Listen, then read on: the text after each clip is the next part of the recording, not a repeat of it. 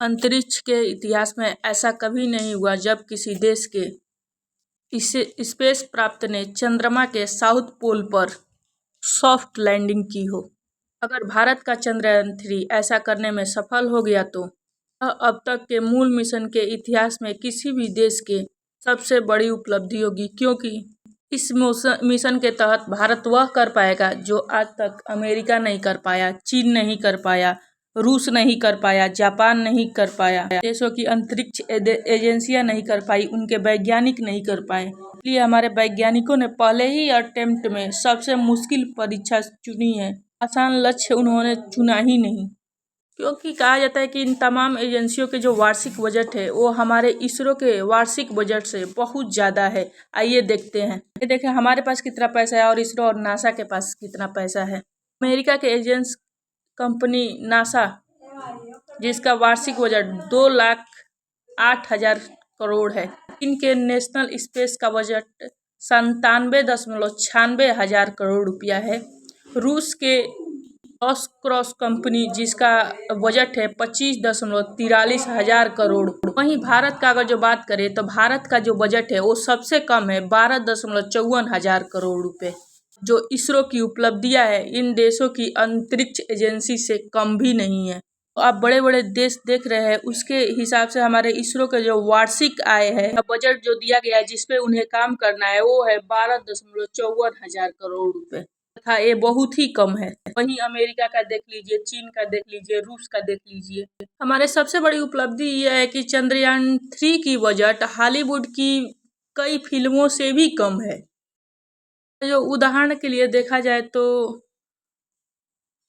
2013 में एक फिल्म आई थी ग्रेविटी, जिसका बजट था 828 करोड़। वही 2014 में एक इंटरस्टेलर एक फिल्म आई थी जिसका बजट था 13,66 करोड़। वहीं फिर से 2015 में एक और फिल्म आई थी द मार्टिन, जिसका बजट था 894 करोड़।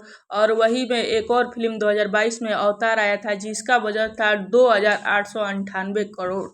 कि चंद्रयान 3 का अगर जो बजट की बात किया जाए तो सिर्फ 615 करोड़ ही है। कहने का मतलब यह है कि हॉलीवुड जितनी बजट में एक बड़ी फिल्म नहीं बना पाता है, उससे भी कम बजट में इसरो ने चंद्रयान 3 को लॉन्च कर दिया। यह मिशन बाकी देशों के लैंडर से भी काफ़ी सस्ता है। रसिया के लूना 25 मिशन का अगर जो बजट की बात किया जाए तो उसका बजट है 1650 करोड़ रुपए, और वह लूना 25 जो 2 दिन पहले ही अभी क्रॉस हुआ है।